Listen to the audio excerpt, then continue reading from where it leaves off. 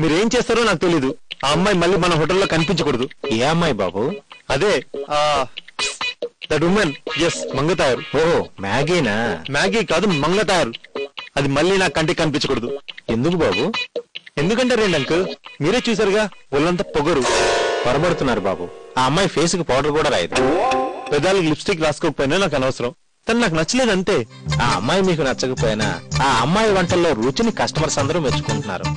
So so ఇంకేం alternative లేదంటారు? ఉంది. ఏంటది? ఆ అమ్మాయి జీతం పెంచమని అడుగుతుంది. అది ఆల్టర్నేటివ్ ఎలా అవుతుంది? ఆల్టర్నేటివ్ ప్లస్ అల్టిమేటం అవుతుంది. వాట్? జీతం పెంచకపోతే తనే ఉద్యోగం మానేస్తానంటుంది.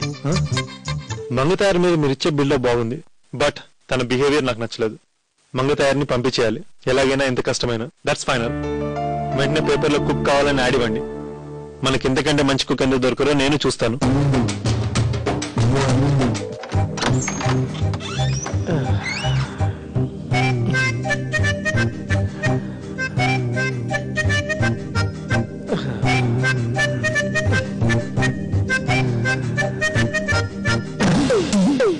ఇదేమిటమ్మా, చెప్ప పెట్టకుండా నా రూమ్ లో ఊడిపడ్డావు?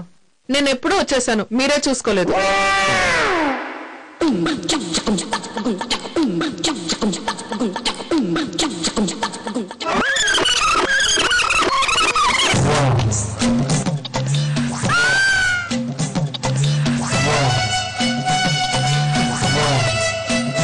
కరెక్టేనమ్మా, నేనే చూసుకోకుండా వచ్చాను. సడన్ గా చూసి జడుచుకున్నాను. ఏ, నా మొహం చూస్తే మీకు దయ్యం లాగుందా? అయ్యో, నా ఉద్దేశం అది కాదు తల్లి. దీన్ని అచ్చ తెలుగులో అసంకల్పిత ప్రతీకార చర్య అంటారు. సింపుల్ గా చెప్పాలంటే అనుకోకుండా జరిగే సంఘటన. ఎందుకు వచ్చావు? వాడికి ఎవరో పిచ్చా మెంటలా? రెండూ ఒకటే కదమ్మా. పిచ్చి తెలుగు, మెంటల్ ఇంగ్లీష్. కన్ఫ్యూజ్ అవ్వకు. శివరాం గారు! ఓ సారీ అమ్మా, ఏదో ఎర్రగడ్డ ఏరియా వాసుల గురించి మాట్లాడుతున్నావు. వాడిని ఎర్రగడ్డ హాస్పిటల్లోనే పడేయాల్సింది. హోటల్ కి ఎవరు తీసుకొచ్చారు? ఎవరిని గురించమ్మా నువ్వు మాట్లాడే? బాబు బాబుని బాగా అవుతారుగా, వాడే. ఓ, మన కృష్ణబాబు గురించా? మన కృష్ణ బాబు కాదండి, మీ కృష్ణ. అయినా వాడేంటి ఏంటి? అయ్యో అయ్యో అయ్యో అయ్యో, మేనేజింగ్ డైరెక్టర్ పట్టుకుని వాడు వీడు అంటావేమిటి? అంటాను. చదువులో పైకొచ్చి, జాబులో పైకొచ్చి, జీవితంలో పైకొచ్చి, అలా అలా వచ్చి వచ్చి ఈ ఇంటిని నిలబెట్టే ఉంటుంది మీ అమ్మ కదక్క. మావయ్య, నువ్వు ఎప్పుడు వచ్చావు? జస్ట్ ఇప్పుడే దుబాయ్ ఫ్లైట్ దిగి డైరెక్ట్ గా ఇక్కడికి వచ్చేసాను. మావయ్య, ఎప్పుడు వచ్చావు? ఏంటిలా చిక్కిపోయావు? స్లిమ్ అయ్యానమ్మా. ఇప్పుడు దుబాయ్ లో అందరూ ఇంతే.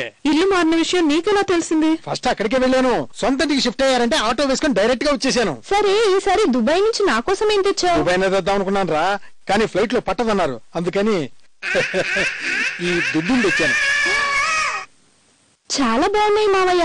రేటింగ్ తో? వాటికి ఇంకా డబ్బులు ఇవ్వలేదు. అంటే అప్ప కాదు, వాటిని పెట్టుకుని లక్కీ ఎన్ని రోజులు హ్యాపీగా ఉంటుందో అన్ని లక్షలు ఇస్తానని చెప్పా వాడికి. మావయ్య, నీకు శారీ తెచ్చాను. ఎయిర్పోర్ట్ లో ఎయిర్ హోస్టెస్ కట్టుకుంటే చూసి బాగుందని తెచ్చాను. ఎయిర్ హోస్టెస్ కట్టుకున్నది తెచ్చావా? కాదే, అలాంటి చీర ఇంకోటి తెచ్చాను. ఎలా ఉంది మ్యాగీ? బాలేదు మావయ్య. ఏంటి ఈ చీర బాలేదా? కాదు, నువ్వు దుబాయ్ లో కష్టపడటం, ఇక్కడ వీటికి ఖర్చు పెట్టడం బాలేదు. నాకు మాత్రం ఎవరున్నారమ్మా, మీరు తప్ప. సీతకో చీర తెచ్చా స్పెషల్ గా. స్పెషల్ ఏంటి? దీన్ని సింగపూర్ లో కొన్నా. సింగపూర్ చీర? అయితే నేను ఒకసారి కట్టుకుంటా. అదేంటి మరి సీతకో? సీత ఫ్రైడే గానీ రాదు. ఈ లోపు ఉతికి ఇస్త్రీ చేసి కొత్తదని చెప్తా. నీకు ఎన్ని తెలివితేటలున్నాయి? నాలాగే. అక్క, నీకు 2 చీరలు తెచ్చా. అక్కడ పెట్టు.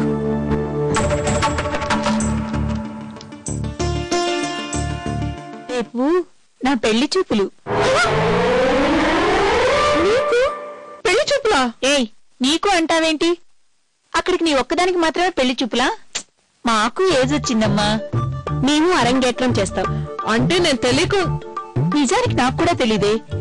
మధ్యాహ్నం మమ్మీ ఫోన్ చేసి, రేపొద్దున్నే పెళ్లి వాళ్ళు వస్తున్నారు, అబ్బాయి ఆల్రెడీ నీ ఫోటో చూశాడు, సాయంత్రం షాపింగ్ చెయ్యింది, అందుకే హడావుడి. ఓహో, రేపు నిన్ను కూడా మమ్మీ రమ్మని చెప్పింది. నేను కూడా చెప్తున్నాను, నువ్వు తప్పకుండా రావాలి మ్యాగీ. పెళ్లి చూపుల్లో నువ్వు నా పక్కనే ఉండాలి.